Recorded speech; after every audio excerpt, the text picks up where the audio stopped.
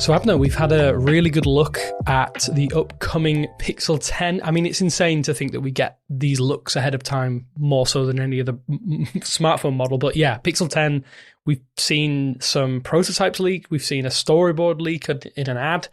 Like, let's just get into it. Let's just get into Pixel 10.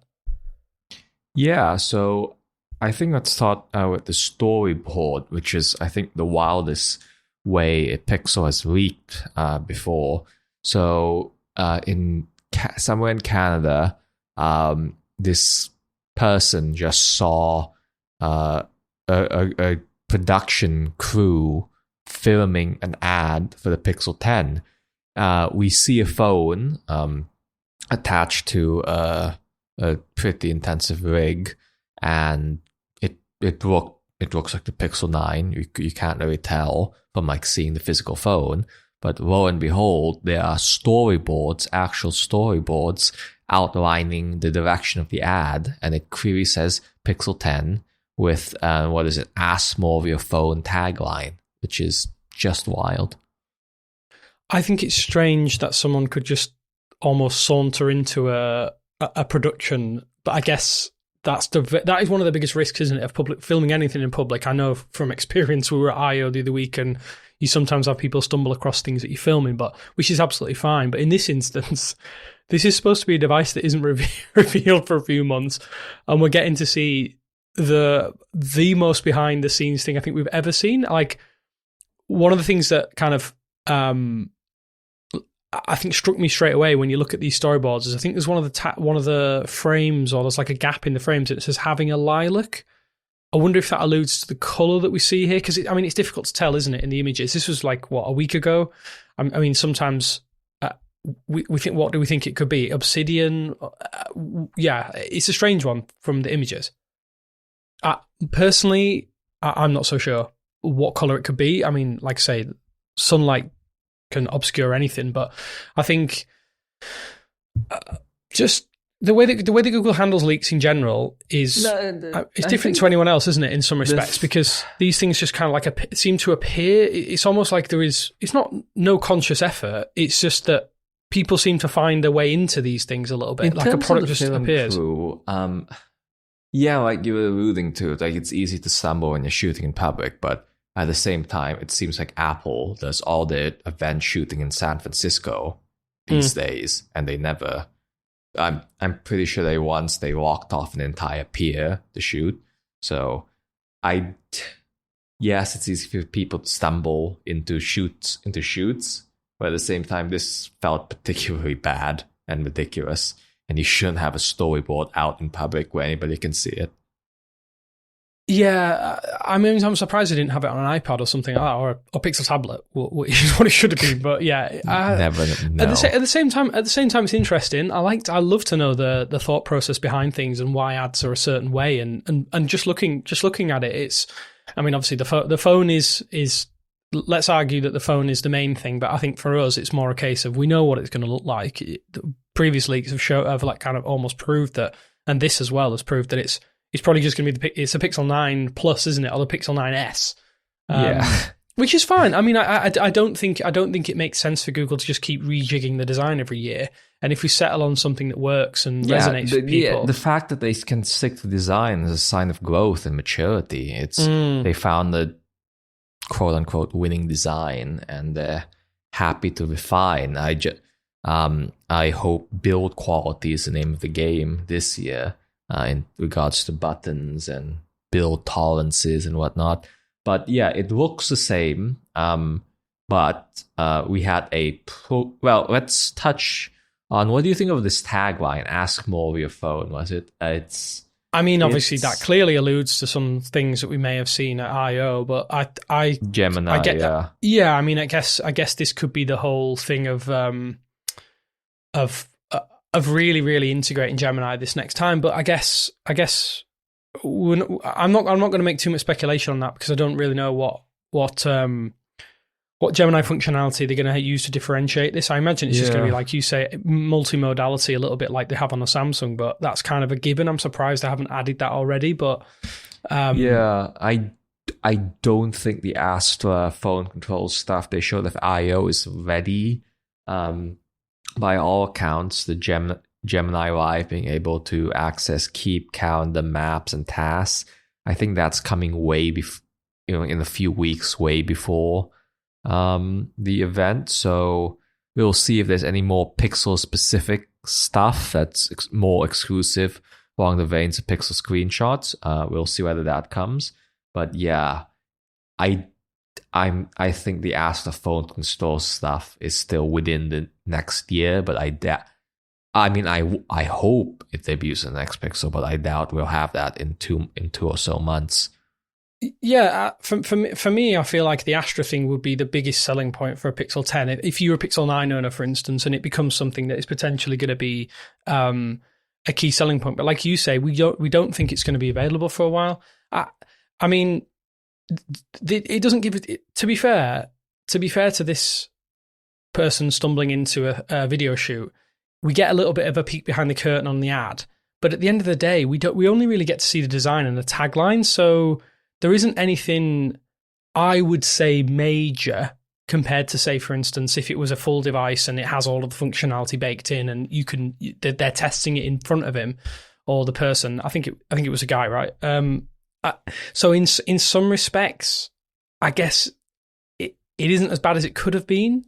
I don't know. Maybe I'm diminishing the way that this is leaked and this leak happening, if that makes sense. But I do think maybe, depending on where he is in Canada, do we get an indication of where it was? I'm guessing they didn't dox themselves, but if it's in like, I guess, a rural area where there's not that many people, or it's a scenic route, scenic beach or something like that, I think. Okay, so what little I know of Canada is it's absolutely ginormous. So the ability to hit, this is almost like two comets hitting at the same time, isn't it? Like they've managed to cross paths. He's managed to see a Google team or an external team doing this ad for Google. Like, it's the perfect storm, isn't it? But I mean, at the end of the day, leaks happen. This has happened in a way that at least confirms to us that Google puts a lot of effort into their ads, which again we've known from seeing them anyway in like kind of launch events, pre-launch events, post. They do a lot. I like Google's ads. I think they're pretty well thought out. They're really well produced, and for me, as someone who makes videos, I'm really interested to see the process. I feel like they're firmly middle. They're good standard ads. I don't know. I don't think there's anything unique going on. Not that I've seen it from anybody else in the past few years, but maybe that reflects the state of phones. But I don't know. I'd love like a really good novel ad that captures all the AI use cases. It captures something, I don't know, unique. Yeah. Do we think we're going to see? Do we think we're going to see that? I do not think they'll just do demos on stage that give you a better indication of that. I know it's on rails, and ads are on rails, but just ads. Just I don't know. Just like, when was the last time people talked about a phone ad? I guess I have a high expectation. But yeah, that's the thing I'm kind of looking for. But yeah, that was the ad, and I feel like some people from that really far away telephoto storyboard shot, they started to pick up on some changes to the design. And when we had the prototype week earlier this week, we got a much better idea about it. So again, looks the same. The differences that we know are the bottom edge. It goes back to dual speaker grip. Well, two dual cutouts flanking the USB-C port. One is the bottom firing speaker. The other presumably just covers the microphone hole, since there isn't a separate one.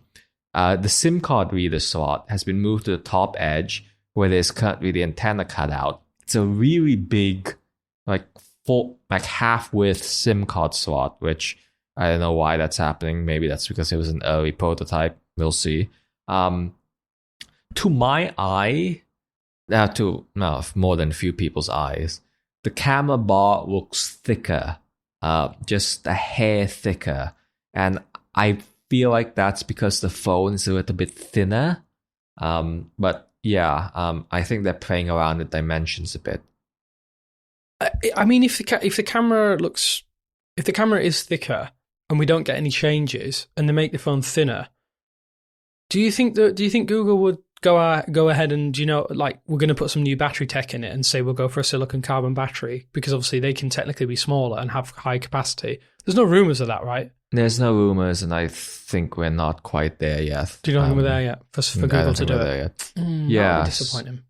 So yeah, the thickness, I do have to admit that I thought the phone was a little bit on the thick side, just a little bit. But then again, I've been using the 9A for however long, and it's been it is thicker, and I haven't noticed. But yeah, so yeah, a little bit thinner. They're playing around with the camera bar, so I guess that means the cases won't fit again if it is indeed thinner, which is unfortunate. But that is a shame. I feel like that's a bit of a. I don't want to say own goal. I mean, it kind of is actually. Do you know what I'm going to say? I think it's a little bit of an own goal because obviously, if Google has this plan to be more what are they calling it, like sustainable? I mean, it isn't, is it? Because you're technically making products every year, so it's not really sustainable. But yeah, that's by the by. We're getting down a different road with that one, and I could talk about that all day. But I feel like if you're going to tout the sustainability of your device lineups, you surely have to.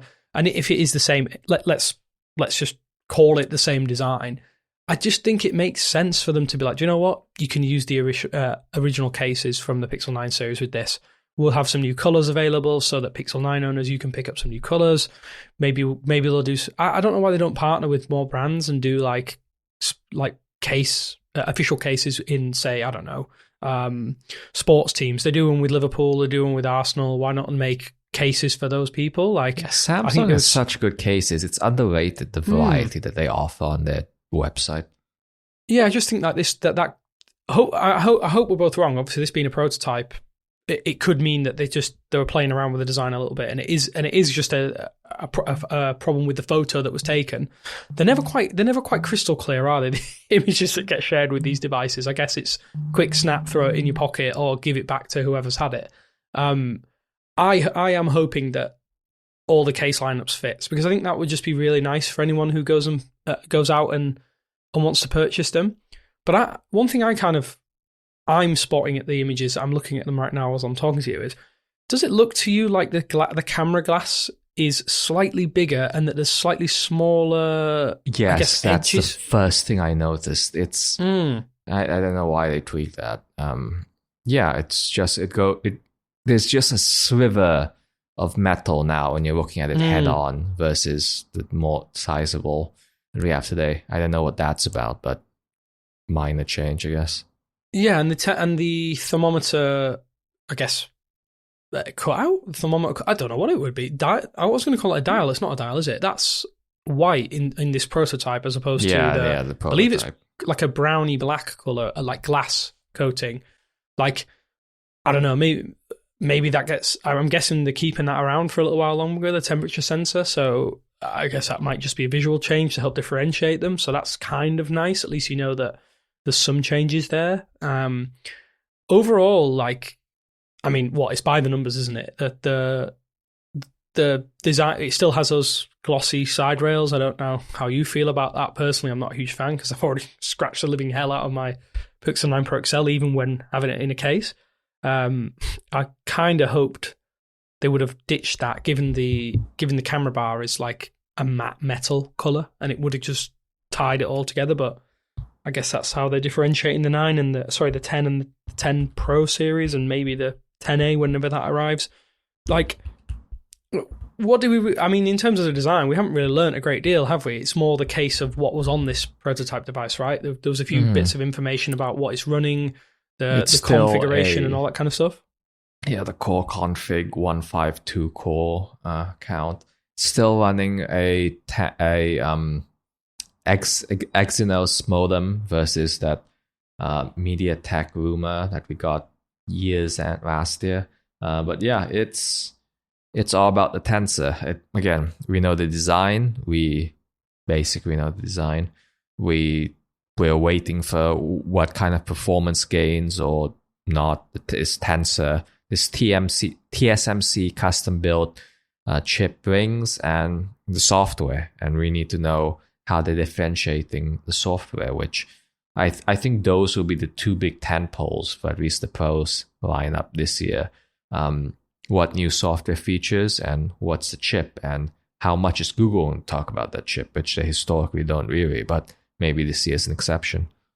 I would like them to talk about the chip. I think that's the biggest problem, I think, that, and I know I've alluded to it in the podcast previously, is that it's one of the hardest things to kind of recommend a Pixel device to put people who want power under the hood. I think this is the first year in a long time where I personally, as someone who's used Pixel since at least a Pixel 3 every single day, and I have a backup SIM, and I use the Pro Fold at the moment, and I used that while I was at I/O.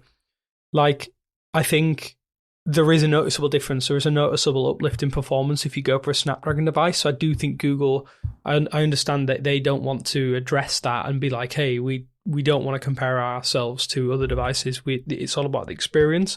I think there's got to come a point when they have to address it a little bit and be like, hey, we have had a performance uplift now. There was no mention in this leak about the storage type. Again, I'm still just put UFS 4.0 storage in it and give yourself a little bit more legroom. Make your case for that. Why do you want that? So with UFS 3.1, obviously your read and write speeds are, I don't quote me on this. They're a lot lower. I don't want to give out exact figures because I can't remember them off the top of my head. But with UFS 4.0 storage, over time, what happens is obviously when you get those bigger updates and you're having those read and write calls to your to storage, whatever it is, you will see that over time. You will see the slowdown. For instance, if you go pick up a Pixel 4, they're using UFS 2.1, I think. Like, it's not as bad as it could be, but the performance is slow compared to a modern device. Like, certain things take a long time to load. You will see pages load slower on because obviously it's paging them to storage and stuff. Like, having that UFS 4.0 storage would make a difference in terms of like app load times. It just makes sense. And obviously you can then use virtual memory with a faster onboard storage, and there's less of a problem with that. Like, you can add virtual memory like you can on Samsung devices and add 20, in air quotes, 24 gigabytes of RAM versus the 16 that it comes with, or might even be 12. I just think for longevity, it makes sense to do that. Again, for me, it all boils down to sustainability. If you're going to support your devices for 7 years, I really do think you should put in as much high-end components so that the risk of failure is lower, if that makes sense. So it seems like a really nerdy thing to ask for, but in terms of the experience people are going to have, I think UFS 4.0 is a must for me. And I was critical of it last year with the 9 series. Yes, day-to-day, you might not notice that much because of the optimizations that Google can make that other brands potentially can't. But why not? You can optimize and have that super fast storage and maybe the latest mobile RAM configs. It's a no-brainer, especially if the chip isn't the CPU isn't necessarily the fastest. Bring everything up to a level, and it all falls into place, I think. But yeah, I'm that's a nerdy thing to complain about. But no, it's absolutely fair. If they're making the chip upgrade, I think they should make a big deal about everything else too. So yeah, that's the. Anything else from the prototype? I believe there was one thing that looked weird, is that it showed on I think it was one of the applications they used to test it or something. It was showing as a 5 nanometer chip, but we know that it's going to be built using a 3 nanometer process, which. So yeah, a grain of salt on some of these specs. Yeah, a grain of salt with every specification, that even the ones that we just talked about. Like, it's just the way it is with pre-release information. You kind of have to go through it with a fine tooth comb. But I think like with any prototypes that come out, you just get a snapshot of it, right? And for me, just going back to design for a second, to me it looks like the bezels look a little bit bigger. I don't know why. Maybe it's just the angle they've taken the photo, and maybe I'm not used to dark mode because I'm a hardcore light mode enthusiast. I know. I like the Icerium brightness. I know. Bring on the glasses is what I say. Destroy my eyesight. But yeah, it's. I always find it fascinating, because how do these things kind of fall into these people's hands? Like, there must come a point in which that all devices are accounted for, even prototypes. So some must slip the net somehow in a factory somewhere. Yeah, it's. I don't know. We're so deep into the Google world that maybe we're so attuned to when this happens. I'm not sure. There should really be an objective. We should take a look at an objective count of Pixel Weeks compared to everything else one of these days. But yeah, it's what happens with Pixel. It's synonymous, and it's 10 years in. I guess we'll see what the next 10 years bring. So colors, we got some colors. Yeah, what do you think? What do you think of the colors? Like, just going back to that the previous one, I think that the one that leaked on a storyboard looked iris to me. It didn't look obsidian. It looked more like light, kind of a really light blue. Yeah, to my eye, it looks a really, really light blue. It might just be my displays that I've looked at it, but like, what are we looking at in terms of the color lineup for this new series? Like, because this is one that is new to me as we're recording this podcast. Yeah, so we're sticking with there'll be a black phone. So I guess the highest level is that it's the fun colors once again on the base model. We a limoncello, I believe that's either yellow or lemongrass. We have the standard black. Iris from the Pixel 9a is making its way. What was the other one? A light. Some kind of light bluey color, I guess. Yeah, which we'll see how it differentiates from iris, but because iris is pretty. Iris could be bolder. All these colors they could be bolder. But yeah, there's no traditional white, which is whatever. But yeah, it's fun colors on the base phone. What's the 10 Pro looking like? The 10 Pro, I believe, so we have the obsidian, which I guess classic. I'm kind of, my opinion on obsidian colors has changed. Anyway, I digress. We have a green. I think we don't know the exact names for these yet. There's going to be a grey. I believe the leak calls it sterling, which is a really cool name for grey, I must admit. And there is going to be a porcelain version of the 10 Pro and 10 Pro XL, according to this. Like, how does green differentiate from lemongrass, limoncello, whatever they want to call it? Like, is it going to be a deeper, almost like a royal green, like a British racing green? I would because the current one right now, it's grey. It's in most lighting conditions, it's grey. It's really annoying.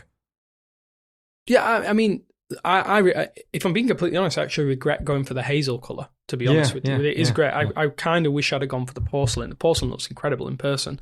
Like, does Google need to have one standout color like they used to? I don't know. I would kind of like to see if this green is going to be more to the mint, which was also looked like a really, really pale white. I love my mint Pixelate Pro. I think it might be one of my favorite colors of a phone because it has it's almost like dual tone. I love it. It's fantastic. I want to see more of that. Have they played it safe? Have they played it safe with two colors here that are a bit more, in air quotes, professional? Like, they've stuck to professional colors. Like, green and grey are kind of, I guess, are the kind of colours that you'd see in an office environment, like a professional setting, maybe more so than like a bay. Maybe they. I'm kind of sad. I feel like they could have gone down that bay route and done a bit more of that colour.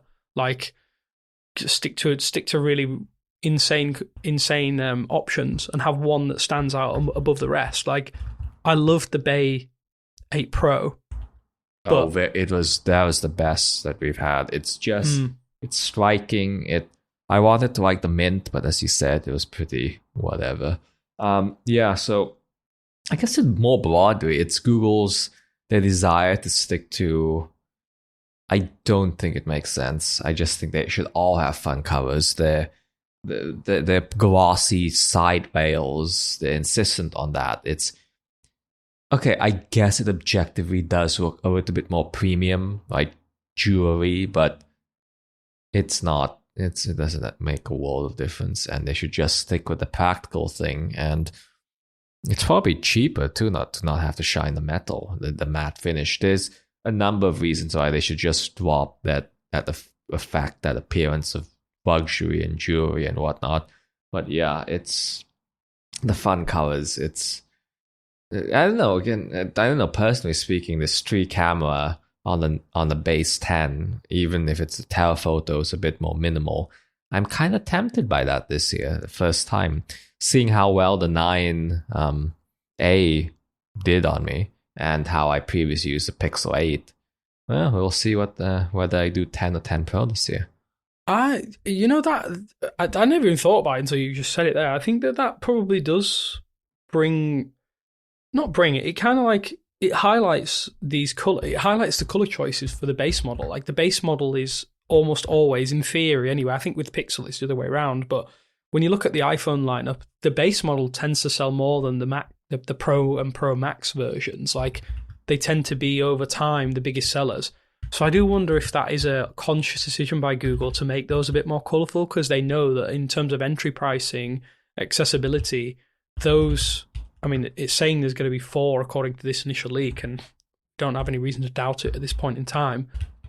To have your most colourful options in the base model might be a stroke of genius. Like they're going to stand out among the crowd of like white and black phones, like they have probably over the last few years. I think that's one of the reasons why I love the A series. They've always just said, well, let's just go for it, balls to the wall, let's do some insane colours, and if they stick, they stick. If they don't, like every time I look at my shelf and I see the Coral 7A, I'm like, God, imagine if they did that for a top tier phone. Imagine they did that even for the base model 10.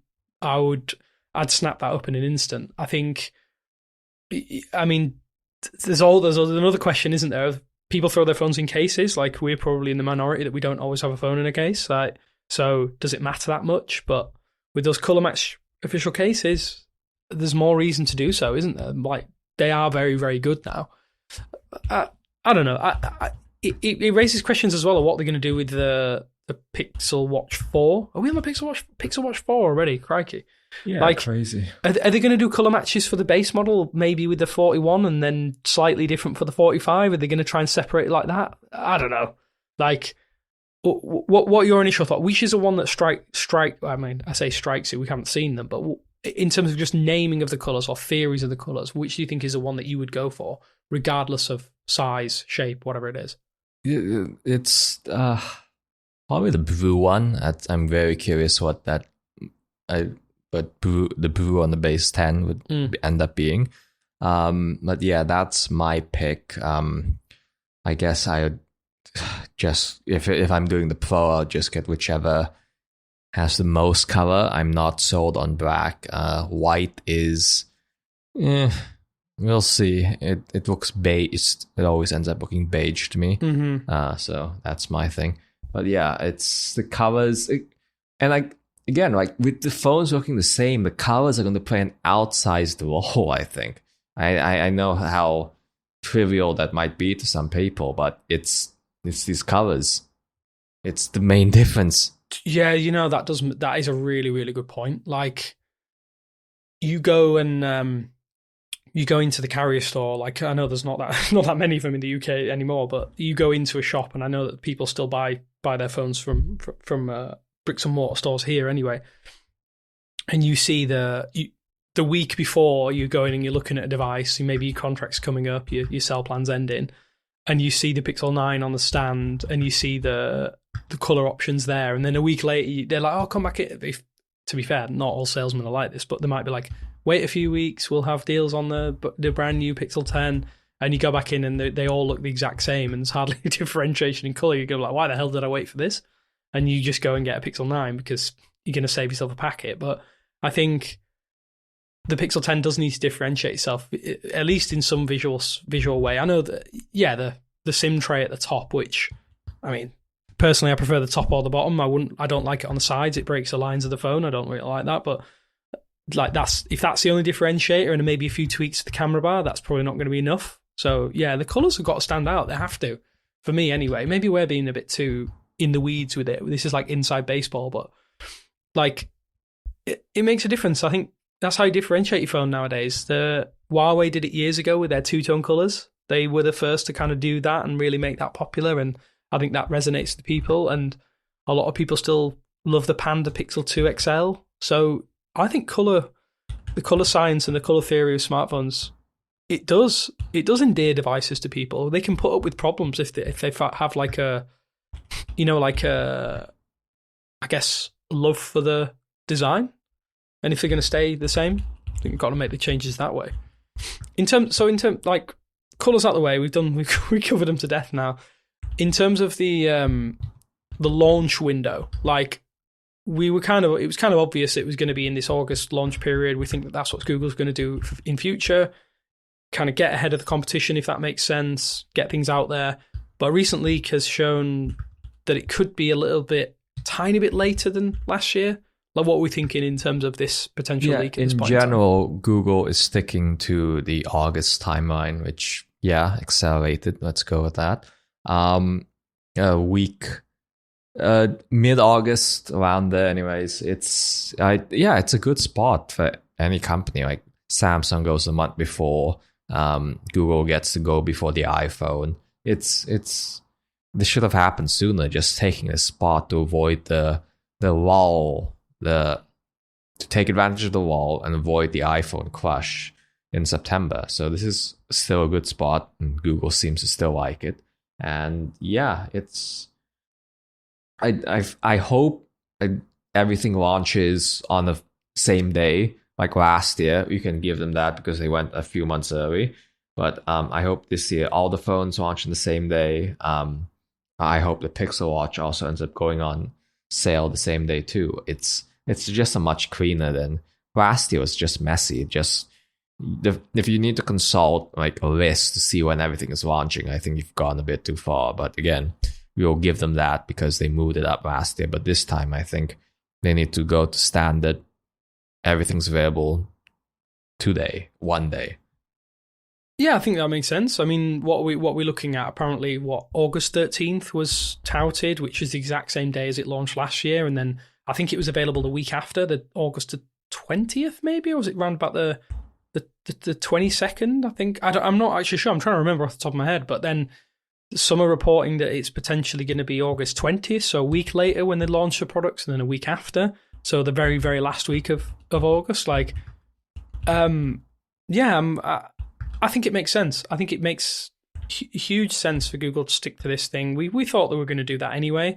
I mean, the only confusing thing I want to ask before we kind of like say our piece and head our separate ways for the week, do you think that the Pixel 10 will launch, and if it is that end of August window, we're going to have like a little time period where Android 16 QPR1 is not ready for the masses. It's not going to be ready for the previous generations because of the usual Pixel feature drop timeline. Do you think that the Pixel 10 launches with its own little bit of exclusivity? Like, if it does come in the same time frame as last year, like it's going to have a couple of weeks potentially where...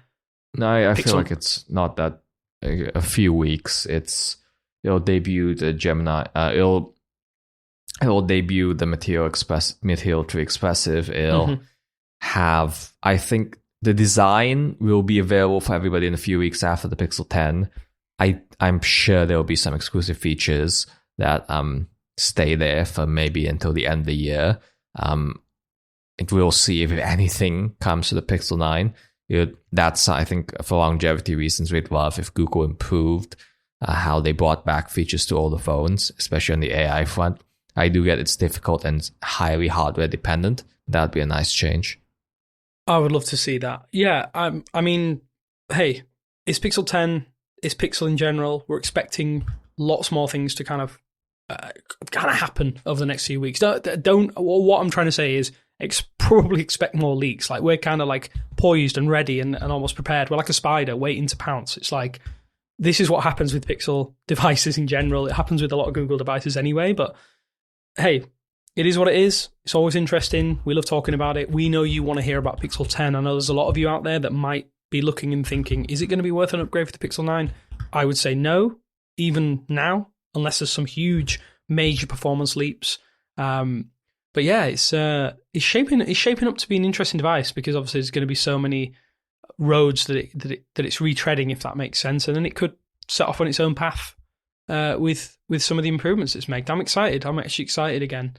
I was kind of a little bit down on the dumps with it, with the fact that there was not going to be many hardware changes, but now I kind of see it for what it is, and I'm excited to see what happens. Maybe we'll learn some more about the foldables and the watches in the next few weeks. I mean, it kind of is how it happens. You get a big deluge, right? But yeah, we will obviously be first to let you know when we hear official things, with made by Google potentially if it is, when this supposed leak is saying that it is, yeah, we'll be in there in person and bring you all the information about the Pixel 10 officially. Yeah, thanks for joining me today, Abner. I know it's a lot to talk about. It's a lot to digress, isn't it? It's a lot to kind of like digest and work through. But Pixel 10, we love talking about it. And yeah, thanks for listening. See you next week. Bye.